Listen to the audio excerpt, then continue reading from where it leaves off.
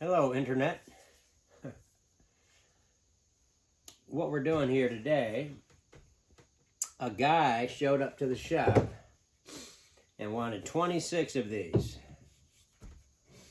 Just so happens I have a crate of 26 of them right here. But we had to make them first. So what we're going to do, I'm going to show you what I had to do. We had to make a duplicator attachment for our lathe. I'm going to show you a quick rundown of how that went, and then give you a summary of how we put 26 of these together.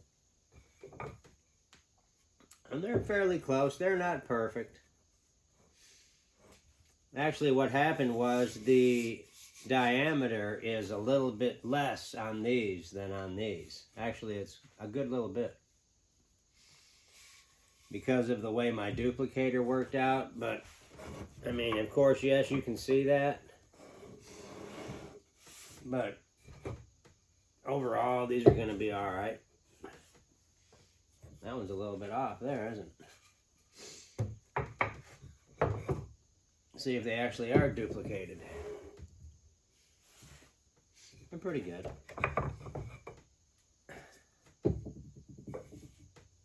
You know, they're probably going to be spread out,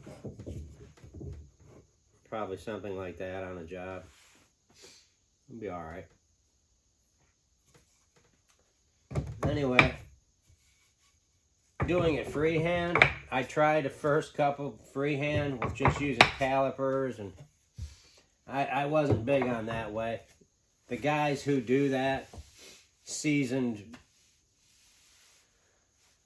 lathe operators, they can do these spindles by just making, you know, some tick marks on the blank and using their gouges and skews. They're really good at that.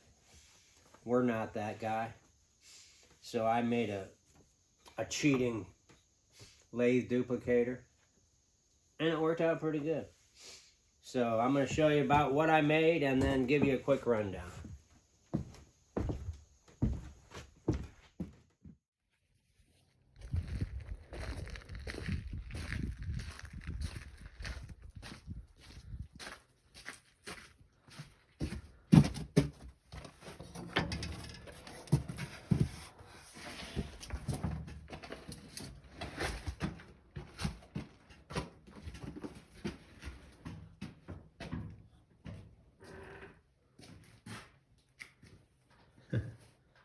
The shop. We built a tire hammer over there last year. We got this hydraulic press. Anyway, get over to the lathe here. Got a south bend there. We had him nicely covered, so no dust got on her. But over here at this wood lathe, just a basic wood lathe. So we rigged this attachment up,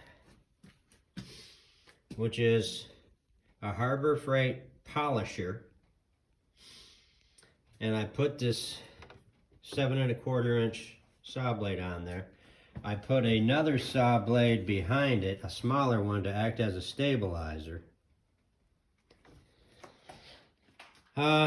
Blah blah blah. The smaller blades wouldn't work on this because of the body of the tool was getting in the way of the work. I didn't like the idea of using a high-speed angle grinder because of the crazy RPM, and I just didn't want that. So this being a lower RPM, I have it oriented to where the rotation of the grinder is opposite that of the rotation of the lathe. Okay, and I have them both toned down in terms of the RPM, so it's not so hairy. I made this little treadle switch here so I could turn the machine on and off by my foot, the grinder, not the lathe. And you put my template right down here, right in front of the lathe. I screwed the template piece down that they wanted copied. And my stylus here stylus is just I have that on a screw and just a washer. See, I got it jam nutted there so I can lock it in, but you can adjust the height of that once you get it close.